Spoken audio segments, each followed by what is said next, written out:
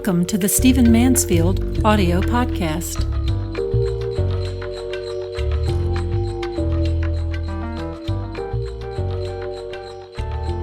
Well, we now know who the Republican nominee is for President of the United States in the 2012 presidential race. It's going to be Mitt Romney. I know that's not official, but it's just very obvious from all the primaries that that's who it's going to be. So the 2012 presidential race is going to be Romney versus Obama. So let's do an election update. Let's talk about some of the issues that are involved. Let's talk about what this race is going to look like. And let me share with you a couple of very, very interesting statistics about this race that are going to be defining. First of all, let's talk about Romney just a little bit. Mitt Romney, very, very gifted man. Most everybody knows that he rescued the Olympics, and he also was a governor, and he's been a very esteemed man. He's got degrees from Harvard and worked for a company called Bain, where he made a lot of money both for them and for himself. And of course, he'll be attacked for some of the things that Bain did. Because they dealt a lot with venture capital, and that's not popular with some people. But Mitt Romney is unquestionably one of the most qualified people to run for president. A lot of virtues, almost Stepford kind of perfect Osmond sort of family, good looking, close, tight, has a marriage that's survived decades and is strong. He's just a good-looking guy. Like I say, he's from Central Casting. So in every possible way that you usually measure a candidate, at least on the surface, Mitt Romney seems like the ideal candidate. The problem is that his virtues haven't helped. This is the problem with Mitt Romney as a candidate. He should be a shoo-in. He's experienced, he's got depth, he's got academic background, he's got financial background. He's a long-term conservative. He's flip-flopped on a few issues, abortion and other things, but I think he's been committed to a certain view long enough that those charges should probably go away. The big issue is that with all of his virtues, with everything that's in his corner, with everything that ought to be just almost carrying him into the presidency and possibly should have made him the Republican nominee last time, it simply has not, these virtues have simply not made that big a difference. Why? Well, part of the reason is that he is a moderate Republican when the Republican Party tends to be further to the right, further hard right. Part of it is that Mitt Romney, bless his heart, is very wooden. He doesn't have a lot of groove. He doesn't have any cool. He doesn't have that natural people skill, type of people skills of, say, a Reagan or a Clinton or some other candidates. He's not, I'm not just talking about backslapping. I'm talking about really having compassion. People couldn't really envision him, not that this is up forefront, but couldn't really envision him shedding a tear, while comforting someone, which other presidents have been more adept at doing. In other words, he seems a bit robotic and not fully human. And that I think is the big issue. And then out of that comes the fact that he keeps on putting his foot in his mouth. He went into the South and he said that, it was the elections down there. The primaries down there were like an away game. Well, you don't want to go into a region where you're trying to gain voters and talk to them like they're aliens. And that's pretty much what he does. He doesn't have the best staff in terms of positioning him and orchestrating his events. And he needs that. That's why they have him running around in jeans. Have you noticed that almost every time you see Mitt Romney, he's got jeans on and a work shirt? But the thing that's kind of funny to those of us who watch these things closely is that his shirt is always dry cleaned. So he's wearing jeans, but he's wearing a dry cleaned shirt, which is not normally what you do, with your old pair of jeans. So he's trying to find some cool. He just doesn't have it. He is the whitest man on the planet. And so that's going to be an issue, not because he's running against a black man. That's not my point. My point is that he seems smart and gifted and capable and intelligent, but unfortunately or fortunately, American elections are won frequently by the man who people feel like, if the people feel like he cares about them, that's the man they're going to vote for. It was astonishing after the last election that people were polled as to who they thought Barack Obama should model his presidency after. About 78% said Ronald Reagan. apparently not understanding that Ronald Reagan is almost the philosophical political opposite of Barack Obama. So this is the situation that Mitt Romney's facing.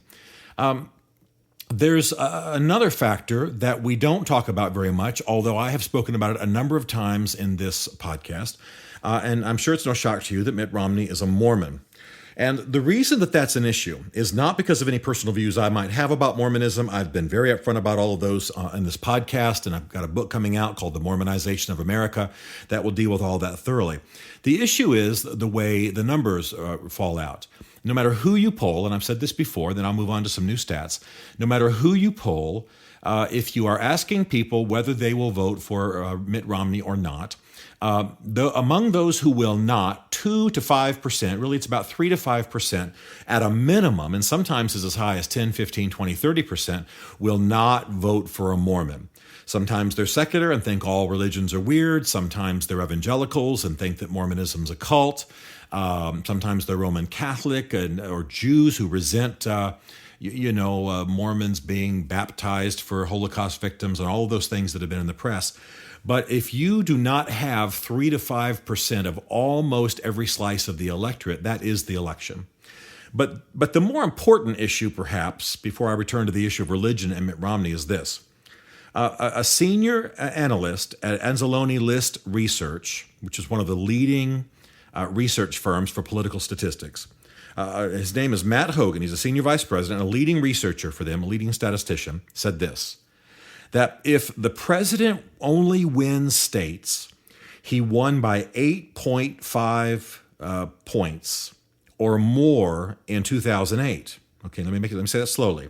So if Barack Obama only wins in this next election, states that he won last time by 8.5 points or more, meaning he could even lose Ohio and Florida and Virginia and North Carolina and Indiana, he will still get the 272 electoral votes he needs to win the office.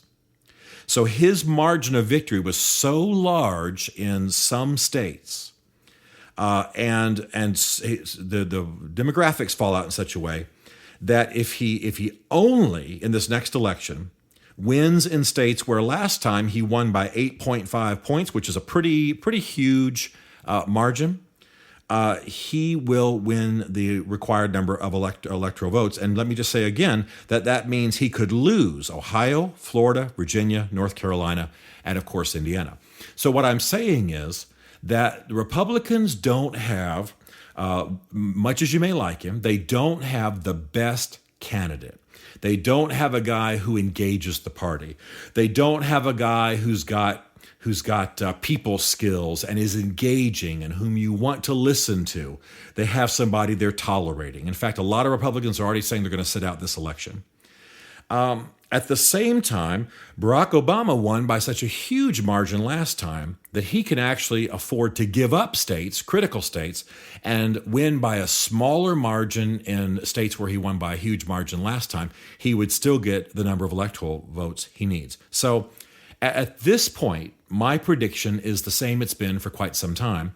And I'm not saying this is what I want. I'm saying this is what is statistically likely to happen. And that is, I've been saying for a long time, it would be an Obama-Romney race, and Obama would win by a slim margin. And that statistically is the way it looks right now. Now, there's a lot of history yet to be lived where we may have a brokered convention to some extent at the Republican National Convention this summer. We may have Sarah Palin making a move. We may have some arm twisting. Who knows what's going to happen yet? But the reality is that most conservatives in the Republican Party are already giving up on this election and are looking forward to Santorum in 2016. I tend to think that Santorum is too much of a doctrinaire Roman Catholic to engage the percentage that he needs. And I think this election showed that. But who knows what will happen over the next 4.5 years. But at this point, I would say that most conservatives are sitting out the election. And what you're dealing with then is you're dealing with a man running for office who will not even have the full support of his own party, much less the support, of course, of those Reagan Democrats he needs to win and that small percentage of conservative Democrats he needs to win. Now, here are a couple things you can expect. You can expect Mitt Romney to seriously consider a Hispanic vice president. There are only 2 or 3 options, But that would be a brilliant move in this election. He is going to have to go south. He's going to have to go Florida. He's going to have to go southern in some way. And going that way with a Hispanic person would be perfect. There are a number of really capable Hispanic people who would be likely candidates, and it would help jazz up his ticket, and it would help round him out a bit. If he doesn't go Hispanic, which would, I think, be an unwise move, he'll almost certainly go Southern, because that, as he has said himself, is an away game for him. It's foreign territory for him. And somebody's got to make this man cool. Somebody's got to do what John McCain wanted Sarah Palin to do last time and put some cool and some fight and some fun and some style and maybe even some physical beauty into this campaign. What you're going to find also in this next election is that it's going to have a very high religious tone. Barack Obama is going to come forth with more of his faith. I think he has a stronger, more conservative faith, as I have shared on this podcast before. Since he's been in office, you're going to see him articulate that more clearly. You're going to see him try to rein in a bit the vice president with his, hardcore New Jersey cussing kind of, backroom politics kind of ways. And Barack Obama is going to be positioned as more of a statesman. And part of that will be an elevated religious tone. And this is going to force Mitt Romney out of the tall grass. He doesn't like talking about his faith. He's not very articulate about his faith, but he's simply going to have to. He's been a Mormon bishop, which is a fairly high role. He is a Melchizedek, an Aaronic priest, if you understand those Mormon terms. And so as a result, he is a man who's going to have to answer for what he believes, what his church has done, what he has done in terms of religious leadership, and how that's going to affect him in the presidency. Barack Obama is going to be more articulate, more fluid, less wooden, more distinctly Christian. People are going to recognize his kind of faith better than they are the Mormon faith that Mitt Romney is going to be trying to articulate. And I think we're going to see maybe the most outspoken religious tone in an American presidential election that we've seen in a long time. And believe me, last time was pretty elevated. So that's what you can expect. The bottom line, though, is not so much the faith. I don't mean to make everything about faith just because that's one of my specialties. The bottom line is the numbers. Again, Barack Obama can actually only win in states where he won last time by 8.5 points in 2008. If he only wins in those states, he will win this election. And that's going to be the battle for the Republicans, who are currently divided, angry, embittered, and disappointed and unengaged by their candidate right now. Of course, I need to say, too, the Democrats are somewhat in the same boat, but their candidate was of their choosing. And so they will rally around him, and we are going to have a very, very interesting fight. And I predict at this point, without any major surprises, and only a fool makes ironclad predictions when it comes to American politics. But at this point, no big massive surprises. Everything proceeds pretty much as it usually does. Barack Obama is going to be the next president of the United States. Stephen Mansfield is a New York Times best-selling author, a popular speaker, a frequent faith and culture commentator on Fox Cable News and CNN, and a blogger for the Huffington Post. His groundbreaking books on faith and American politics include The Faith of George W. Bush, The Faith of Barack Obama, and the upcoming The Mormonization of America. You can learn more about Stephen at www.mansfieldgroup.com or connect with him on Facebook and on Twitter under the name Mansfield Writes. The Stephen Mansfield podcast is produced by Isaac Darnell for Chartwell Literary Group.